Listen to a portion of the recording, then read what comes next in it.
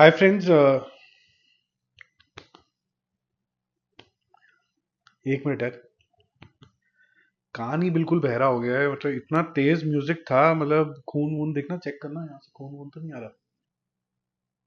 नहीं ना? चलो शुरू करते हैं। ओह, डाकू महाराज देख के आया हूँ। इतनी तेज म्यूजिक, इतनी तेज म्यूजिक, डायलॉग समझ नहीं आ रहे हैं, मतलब कान फटने को हो रहे हैं। पता नहीं क्या ये ऑब्सेशन है। ये तो थमन आ गया जी, थमन आ गया जी। और म्यूजिक इतनी तेज। मेरे ख्याल से म्यूजिक तेज से ज्यादा ब्लेंडिंग की प्रॉब्लम थी। बिल्कुल बैकग्राउंड में कुछ समझ में नहीं आ रहा लोग क्या बोल रहे हैं यार।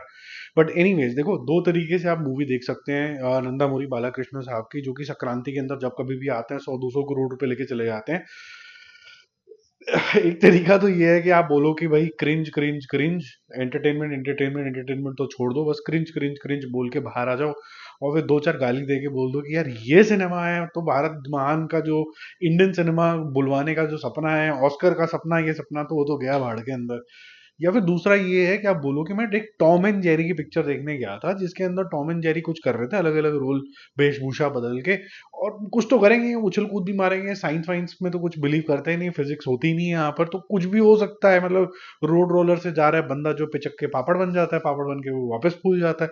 ऐसा कुछ भी हो सकता है बाला साहब के पिक्चर के अंदर। तो उसी नजरिए से अगर आप देखते हो, तो आपको शायद इसके क्रिंजेस्ट फॉर्म में शायद आपको मजा आना शुरू हो जाए। फॉर एग्जाम्पल, जो अभी हिमेश रेशमिया की भी मूवी आ रही है, वो कहीं ना कहीं आपको ऐसा लगता है ना कि यार ये तो एकदम ना सटायर ही है कि आजकल क्या बन रहा है साउथ के अंदर। तो ये बिल्कुल वैसी ही है। लेकिन अगर आप बलाया साहब के जो फैंस हैं उनकी तरफ थोड़ी सी रोशनी डाले, तो वो बोलते हैं कि यार हमें लार्जर देन लाइफ कैरेक्टर चाहिए, जो मतलब नेक्स्ट टू गॉड हो। और वो खुद भी बोल देता है कि मैं ही गॉड हूँ, मैं ही भगवान हूँ इस जगह का। वो यहाँ पर भी बोलता है। लेकिन यहाँ पर डायलॉग बाजी उस लेवल की नहीं है जितनी की होनी चाहिए।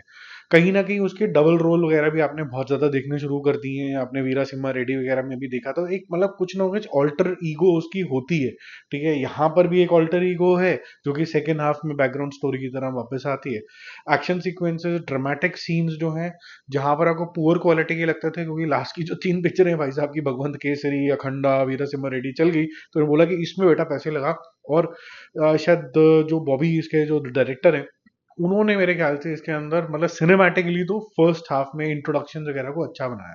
कहानी इस तरीके की है कि इंजीनियर साहब हैं एनबीके, और वो चाहते हैं कि यहाँ पर पानी आ जाए। इनका जो लैंड है वो थोड़ा बैरन टाइप सा है, वो बहुत मेहनत कर रहे हैं। लेकिन बॉबी देओल साहब कहते हैं यार मेरे को अपने मार्बल का बिजनेस बनाना है। पता चलता है मार्बल शार्बल नहीं बना रहा है वो, तो मतलब यहाँ पर इसके मतलब जो पूरा परिवार वरिवार टाइप है, ये ड्रग्स के बिजनेस के अंदर रहते हैं। अचानक से फिर स्टोरी जो होती है वो ये पता चलता है कि एक बच्ची है जो कि टी स्टेट के मालिक की है, और वो कहीं ना कहीं डेंजर के अंदर है। तो ये एनबीके साहब जो होते हैं, ये अचानक से जेल से अपने आप को रिहा करवाने की कोशिश करते हैं। वहां पर बड़े सारे जो इसके टोली के लोग होते हैं, ऐसे जय भद्रकाली करके आगे खड़े हो जाते हैं और बोलते हैं कि आ गया डाकू महाराज। अब डाकू महाराज इतने टाइम से कोशिशें कर रहा है, लेकिन कोई भी चेंज तो नहीं आया। लेकिन डाकू महाराज ने अपना नाम जरूर इस क्षेत्र के अंदर बना लिया है। अब इसका लिंकेज इस बच्ची से क्या है?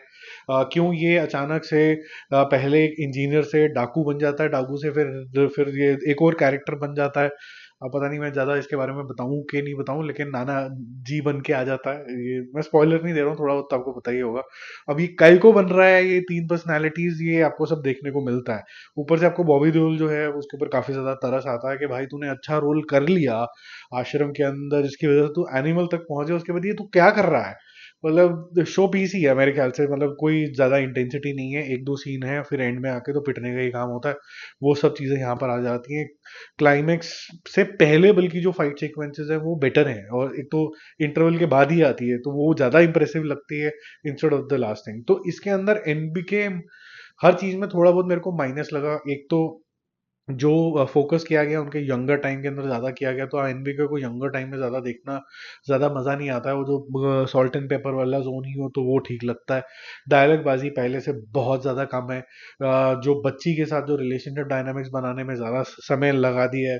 और फिर अचानक से जो रिवील होता है तो वो बड़ा फॉर्मूला ड्रिवन हो जाता है। और अचानक से फिर वो बाहुबली के जितने सारे भक्त बन जाते हैं, वैसे ही वो एक फॉर्मूला बन जाता है। तो मजा तो बिल्कुल नहीं आया। हालांकि अगर आप कुछ कुछ टॉम एंड जेरी वाली चीजें देखो, तो आपको लगता है कि ये फालतूगिरी काफी अच्छी चलती चली जा रही है। वीरा सिम्हा रेड्डी टाइप या भगवंत केसरी टाइप कई सारे फालतू के डायलॉग्स आते हैं। बट यहाँ पर भी लोग बोल देंगे कि भाई देखो वो कितना अच्छा समाज सुधारने करा था, और फिर हम यही क्वेश्चन पूछते हैं कि भाई साउथ में ऐसी क्या क्रिमिनल एक्टिविटीज हो रही है कि हर दूसरा बंदा बचाने में पहुंच गया। हालांकि ये साउथ में नहीं है ज्यादा सेंट्रिक स्टोरी, लेकिन फिर भी ये थोड़ा सा तो इशू है। ये किस तरीके से अप्रोच करे जा रहे हैं, कोई तो मेथोडोलॉजी होनी चाहिए इस। देखो मैं पहले भी एक चीज बोली थी कि मसाला का मतलब होता है कि you put all your ingredients in the movie where in there is emotions, there is action, maybe there is romance, all of this is masala, this is blend of everything. ये जो मास आप कर देते हो ना, मास का मतलब हो गया जीरो लॉजिक। ये जीरो लॉजिक वाले जोन में जब चला जाता है, आपको पता है कि he is looking like a age old man, किसी को कैसे भी पेल रहा है, वो बिल्कुल आपका मजा जो होता है थोड़ा किरकिरा हो जाता है। मेरा मूवी शुड स्कोर इसके लिए रहेगा 1.5 star out of 5। It is not impressive यार। Bye bye.